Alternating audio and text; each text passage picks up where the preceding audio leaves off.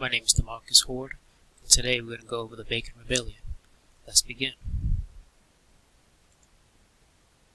The 1600s. This is the time of Captain John Smith's arrival in Jamestown after he's been captured and he's been sent back to England along with Pocahontas eventually later.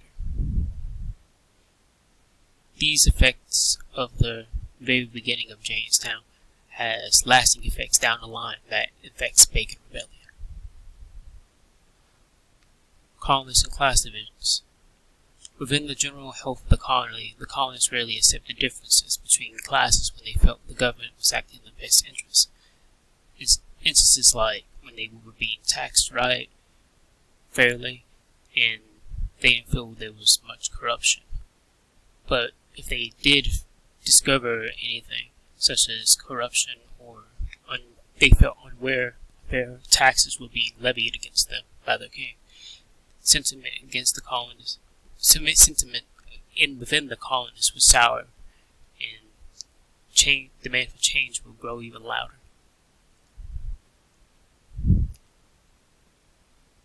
Occupation. Uppercanary. I said his name earlier, dang it. I'm going through the slides, picked up on flash, and just look at that. Hi, my name is Demarcus Ford, and today we're going to go over the Bacon Rebellion. Let's begin. In the 1600s, this is the time of Jamestown's beginning, and when Captain James Smith lands in Jamestown,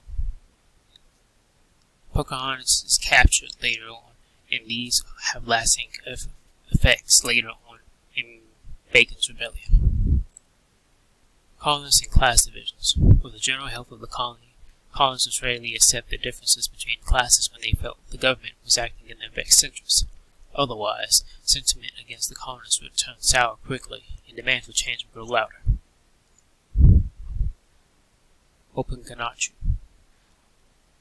Openganoff, surprise attacks against Virginians in 1622 and 1644 caused colonists to resent and to grow, and to the point where they had actively took up arms to hunt them down and eventually kill Openganoff. Openganoff's death left the Native Americans in such a state of dismay they were forced to hand over their lands to the English, and it was co-signed to the wilderness beyond the English settlements to keep the peace between the colonists and the Native Americans. Nathan Bacon. Nathan Bacon led the opposition movement against the grandees after he made claims that the office holders were embezzling the riches of the colony. Bacon, after being labeled a rebel, is appointed to the office in a backfired attempt to solidify power by Governor Berkeley. In 1676,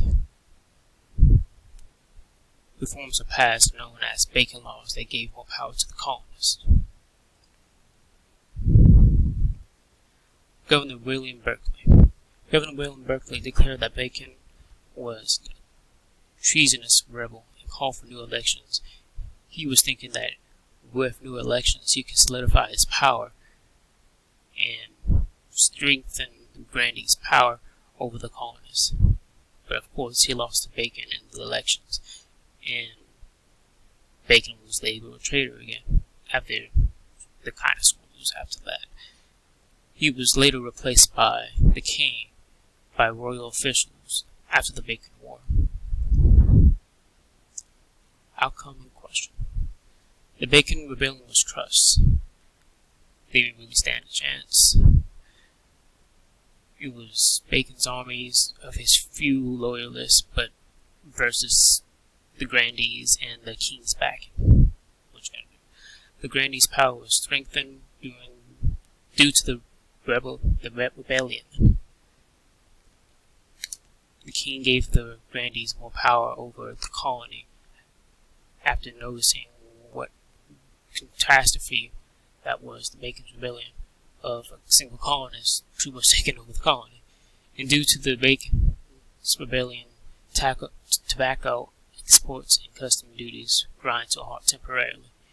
They were restarted by the king later after the rebellion was crushed. The kings also notified Bacon's laws and instituted a tobacco tax on exports. Do you think the civil unrest was inevitable when it came to eventual corruption, or just the expansion of land that the colonists and eventually other tribes of Native Americans would have to share or fight over? And this is my sources for my pictures. Thank you for sitting through this. Have a wonderful day.